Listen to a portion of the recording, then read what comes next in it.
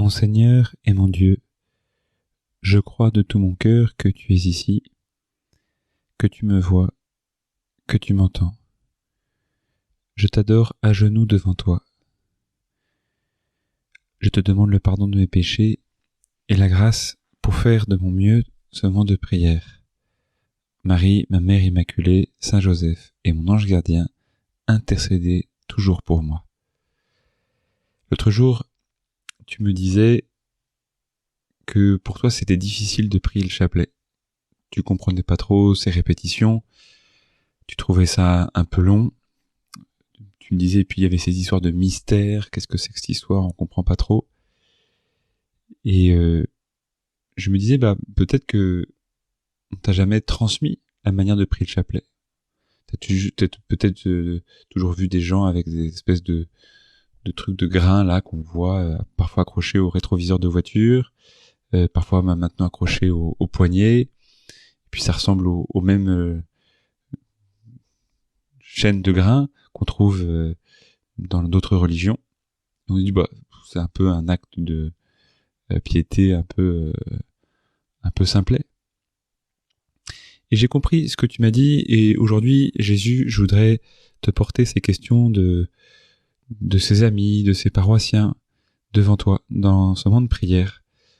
Aujourd'hui, Jésus, après avoir fêté hier ton sacré cœur, le fait que tu es un cœur qui nous a aimés, et qui a eu comme nous des émotions, qui a eu de la tristesse, de la peur, de la joie, de l'amour, la colère, du dégoût, tout un tas de choses. Tu as ressenti ces choses-là, Jésus, comme moi.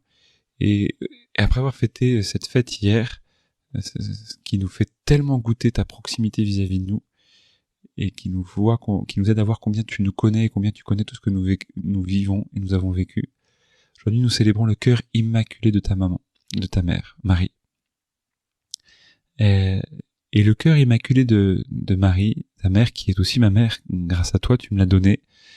Eh bien, de même que sur la croix, tu nous as montré ton cœur transpercé. Dans l'évangile, tu nous montres combien est-ce que Marie, eh bien, elle a un cœur qui est transpercé aussi. Il y a un évangile où il y a un vieillard qui lui promet que son cœur sera transpercé d'une épée. Et c'est vrai que je vois beaucoup de mères de famille qui, lorsque leur enfant souffre, eh bien, souffrent elles aussi prodigieusement. Tout à l'heure, je discutais avec un bon père de famille qui me parlait de ses enfants qui souffrent, et il s'est mis à pleurer.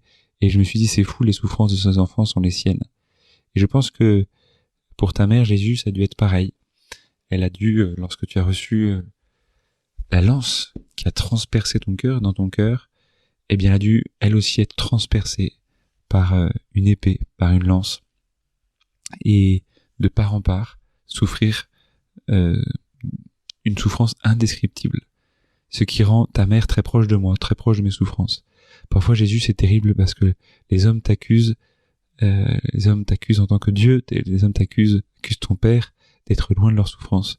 Mais c'est tellement ignorer ta tendresse et ton amour, et la tendresse et l'amour de Marie qui est si proche de nous. Et alors, ce cœur transpercé de Marie, il nous laisse voir ce qu'il y a à l'intérieur. Il nous laisse voir ce qu'il contient. Et dans un évangile, on raconte que tu as vécu une expérience avec elle assez forte où elle t'a perdu pendant 3 jours, puis elle t'a retrouvé dans le temple au bout de 3 jours. Et on dit, à ce moment-là, après cette scène, sa mère gardait dans son cœur tous ces événements et les méditait. Sa mère gardait dans son cœur tous ces événements. C'est fou. Ta mère a gardé dans son cœur tous les événements qu'elle a vécu avec toi. Quand elle t'a conçu du Saint-Esprit, quand elle était voir sa cousine Elisabeth, quand tu es né.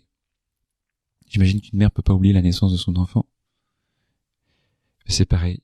Marie n'a pas pu oublier le jour de ta naissance. Et puis quand elle est rentrée au temple et qu'il y a eu ces prophéties qui ont été faites, et puis ta croissance de chaque jour, et elle a gardé toutes ces choses dans son cœur. Et nous, eh bien, elle nous fait rentrer, Marie, tu nous fais rentrer dans ce cœur-là, pour regarder Jésus, pour te regarder toi, Jésus, avec ton cœur. Au fait, on dit souvent que pour une mère, son enfant, c'est le meilleur, il est beau, il est grand, c'est impressionnant, on voit dans le regard d'une mère tellement de belles choses d'un enfant. Eh bien, c'est pareil. Nous, pour mieux te voir, Jésus, pour mieux te regarder, pour mieux te contempler, pour mieux découvrir ta tendresse infinie, le fait que tu as toujours été présent à nos côtés et que tu es toujours présent, et que tout ce que j'ai vécu, tu l'as vécu, et tout ce que tu as vécu, c'est ce que j'ai vécu et ce que je veux vivre, eh bien j'ai besoin de passer par Marie ta mère. J'ai besoin de te regarder avec les yeux de ta mère. Parce qu'au fait, Jésus, si toi tu me connais bien, parce que ton cœur me connaît et sait tout ce que j'ai vécu, et tu me connais mieux que moi-même, moi je te connais pas. En fait, Jésus, aujourd'hui, je veux faire connaître devant toi que je ne te connais pas, que je te connais pas bien. Presque, j'ai l'impression parfois j'ai envie de dire de pas te connaître du tout. Parce que ce que je sais de toi est tellement infiniment petit par rapport à ce que j'ai à savoir de toi. Ce que je n'ai connais de toi est tellement infiniment pauvre par rapport à la richesse de la connaissance de toi que tu peux encore me donner. Et comme je veux reconnaître ça tout simplement, ma pauvreté, mon manque d'amour pour toi, mon manque de connaissance de toi, ben j'ai besoin de passer par Marie et de, à travers Marie, regarder ta vie, et la regarder encore, et la re-regarder encore, et la regarder à nouveau. Parce que si je le fais pas, eh ben, en fait, je vais croire que je te connais, je vais croire que c'est du déjà vu, comme on dit en anglais, déjà vu, non? Et en fait, non, je ne te connais pas. Regarde bien, toi qui passais 10 minutes avec Jésus et avec Marie, particulièrement aujourd'hui, combien de fois, ici encore, avec des amis qui sont là, on a un accueil de pèlerins qui est assez chouette, et donc il y a une famille qui m'aide à accueillir les pèlerins qui viennent de Saint-Jacques, enfin qui vont à Saint-Jacques, pardon, et qui viennent sur le chemin de Saint-Jacques, et donc on essaye de bien les recevoir, comme on recevrait, comment on te recevrait toi Jésus. Et donc avec ces pèlerins-là, on discute, etc. Et en fait, ce qui est assez fascinant, c'est que souvent, ils vous posent la même question. Et vous, votre vocation, elle vient d'où? Et puis ils demandent au couple qui est avec moi. Et vous, ça vient d'où? Comment vous êtes convertis? Et ce qui est assez fascinant, c'est que à chaque fois, j'ai toujours le même plaisir à les écouter. À écouter, comment est-ce que toi, Jésus, tu les as préparés à ouvrir leur cœur à la grâce du baptême, pour elle en 2018, pour lui en 2021. Et comment est-ce que tu es entré dans leur vie, tu les as préparés à se marier et à avoir les enfants qu'ils ont aujourd'hui. Et d'ailleurs, elle va accoucher dans pas longtemps, c'est un beau cadeau que tu lui fais, Jésus. Et c'est fou parce qu'à chaque fois, on prend plaisir à raconter ces histoires, et moi, je prends plaisir à les réécouter. Et toi, j'imagine, c'est la même chose. Parfois, il y a des choses que tu as vécues avec des amis, avec ta famille, et c'est sympa de regarder les films, de regarder, je sais pas, l'autre jour en famille, on re-regardait les films de notre enfance. Et c'est des choses chouettes à repasser. Surtout, c'est quand c'est des belles choses. Et bien, la vie de Jésus, c'est la plus belle des choses qu'on puisse regarder. C'est la plus belle des nouvelles. J'ai un oncle qui se lit tous les ans un roman français que par ailleurs je trouve complètement nul et déprimant. Mais voilà. Et j'ai personnellement un livre que j'aime lire tous les ans, les Confessions de Saint-Augustin, et de temps en temps relire aussi Seigneur des Anneaux. Bon, eh bien, toi et moi, on a quelque chose à lire tous les ans, et c'est la vie de Jésus, et à relire tous les jours, et à la garder en tête, et à la garder en mémoire, et à la garder dans le cœur, parce que c'est la plus belle des nouvelles. Parce que là, tu vas découvrir la tendresse de Jésus pour toi, sa joie qu'il a à vivre avec toi. Comment est-ce que parfois aussi il a été triste, comme toi tu l'es parfois. Comment est-ce qu'il a eu peur, comme toi t'as peur parfois. Comment est-ce qu'il s'est émerveillé, comme toi tu t'émerveilles. Comment il a eu du dégoût parfois, comme toi t'as du dégoût. Et comment est-ce que il te regarde quand tu pêches, combien il a de la compassion pour toi. Comment est-ce que il a marché comme toi, comment est-ce qu'il a grandi comme toi, comment il a aimé comme toi, comment il a été aimé comme toi, comment il a été rejeté comme toi, comment il a été incompris comme toi, comment il a été blessé comme toi tu l'es. Comment il a vécu tout ce que tu as vécu, et comment Marie l'a vécu aussi. Donc tu vois, quand tu pries le chapelet, le prie pas de façon mécanique. Commence avant, quand tu dis le mystère, ce qu'on appelle le mystère, arrête-toi quelques secondes et contemple ce qui s'est passé. Essaie de t'arrêter sur la scène et contemple-la.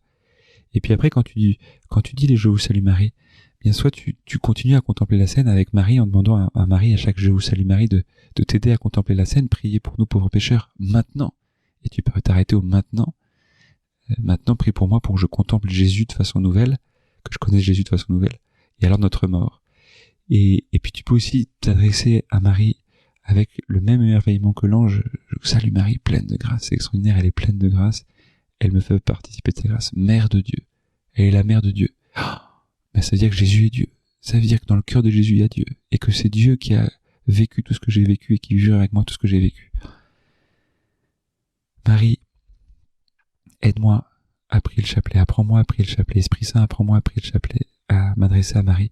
À garder dans mon cœur tous les événements de la vie de Jésus. De telle sorte que de plus en plus il s'imprime en moi.